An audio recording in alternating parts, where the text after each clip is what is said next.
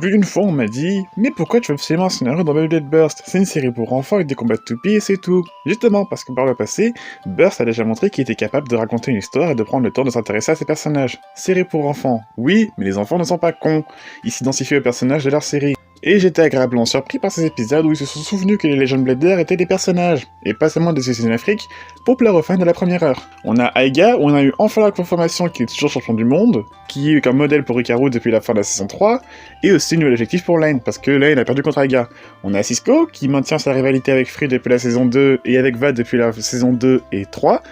Free, bien qu'il soit un peu absent en ce moment, qui est toujours inquiet au sujet de Lane, ce qui pourrait expliquer pourquoi il ne parle pas.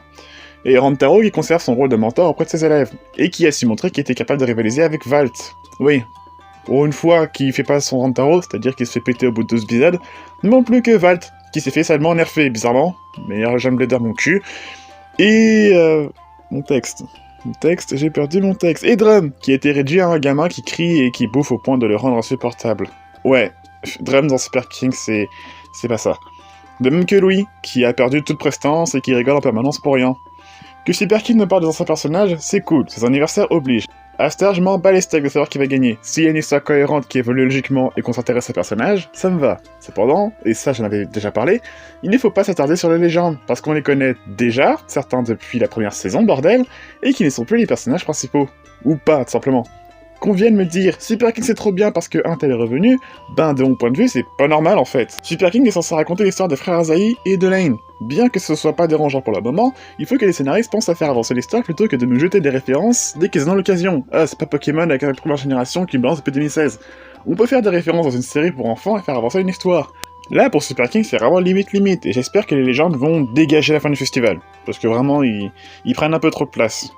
Pareil, j'ai pas envie d'attendre encore qu'un personnage principal se fasse péter sa toupie pour commencer à le développer pour de bon, comme pour Aiga dans le Z ou les Tamagotchi. Déjà que c'est télescopé depuis le tout premier épisode, parce qu'on sait que leurs toupies aux frères Asahi vont se faire péter en cours de route, parce qu'on nous l'a fait le coup depuis 3 saisons, il faut pas répéter les mêmes conneries à chaque fois. Si toujours selon moi il est difficile de prédire la suite de Super King, bah on peut avoir n'importe quoi à la fin de ce festival.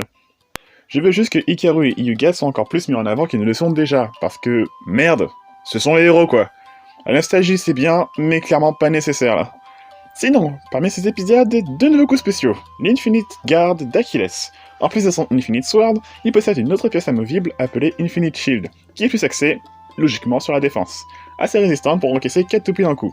Ensuite on a le Triple Twister de Satan, qui active toutes les pièces en rotation libre pour pousser toutes les attaques qu'il subit, et ce peu importe la rotation adverse. Et enfin j'aimerais apporter quelques détails sur les combats à venir. On a eu la phase 1 avec la Battle Royale, là on a la phase 2 avec les 5 combats en 2 contre 2, et non, il n'y aura pas d'autres légendes qui vont arriver en cours de route. Le compte est bon vu que chaque participant combattra 2 fois dans une équipe différente, et au bout de la seconde phase, on passera aux demi-finales avec 4 participants ayant le plus de points. Dans l'absolu, on peut avoir maximum 3 points par participant. Si un participant a perdu lors d'une Battle Royale et qu'il perd à nouveau lors d'un 2 contre 2, il n'aura aucune chance de se rattraper son retard. Pareillement, si un personnage participant a fait tous ses combats et qu'il n'en a rapporté qu'un seul, ses chances d'accéder en finale sont quasi nulles.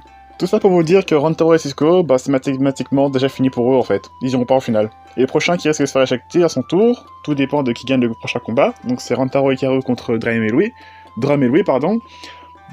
soit Hikaru va y passer aussi, soit Louis et Drum, à voir qui gagne, et si je me trompe pas dans mes calculs. Cette review est à présent terminée, on se retrouve pour une prochaine vidéo, c'était Playmaker et je vous dis à la prochaine.